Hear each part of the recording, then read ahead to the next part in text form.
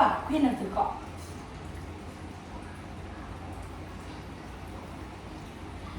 Open. Hera, Queen of the Gods, on the edge of her throne.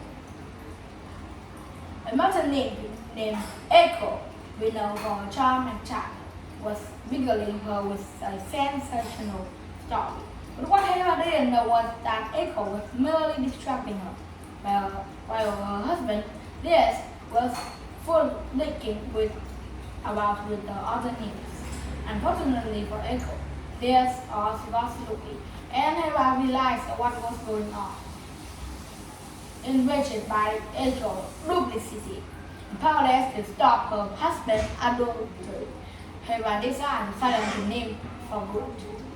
From then on, Echo could no longer enrapture listeners with her stories. She could only speak with the last word another said. As the conversation became dull and her comedy undesirable, Echo will be dispirited. One day, while Echo was returning to the woods, she spotted a young man hunting deer. It was Narcissus, a stunningly beautiful, a son of a river god, and was named after his birth. A fear had given his mother a sticky thing. Narcissus was live a long life, but only if he never really knew himself.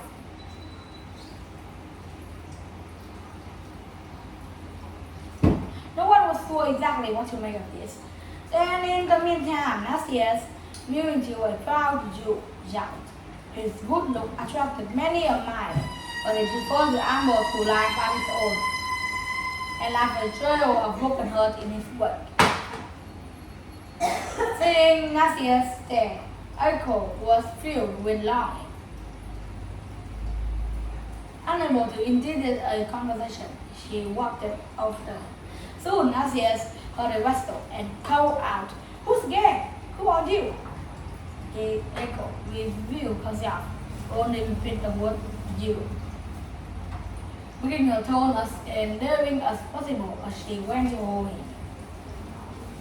Agitated, Narcissus said, "Let me go, I can't stay." Echo could only counter with a plea for him to do so. Freeing himself from her embrace, Narcissus snapped, "I would rather die than you laugh, love," which Echo could only cry, "Love, love." Narcissus told Echo once more to leave him alone and faded from her gaze. Echo wandered to the cave, and gradually her grey hairs grew heavy and her body fell, until all that was left of her was her voice, which the wind carried till vast empty places forever after could be heard reverberating and rebounding across lonely clearings. But this wasn't even the first time her break over Narcissus had proven fun. A young man named Arminius has also been cruelly rejected by Narcissus. Before he died, he prayed to Nemesis, the goddess of revenge.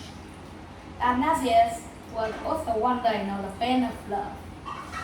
And heard Arminius' pleas, and upon witnessing Echo's fate, decided that it would be the final affront.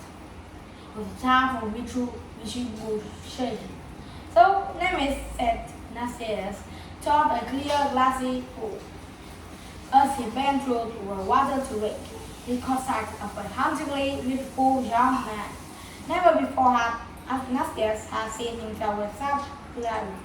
He spent the day up, quoting himself with every glinting angle and glowing curve, and passed evening gazing at his reflection by moonlight and sleeping with his fingers relating in the wire.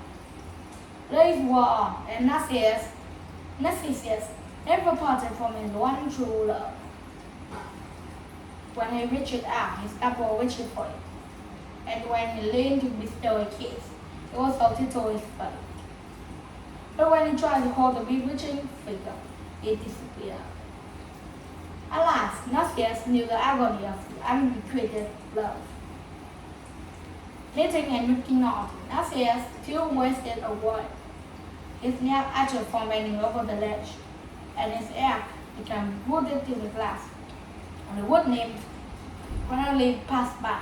Oh, that was the name of him, but it was a large and yellow flower bending towards his reflection. From then on, it was known as Narcissus.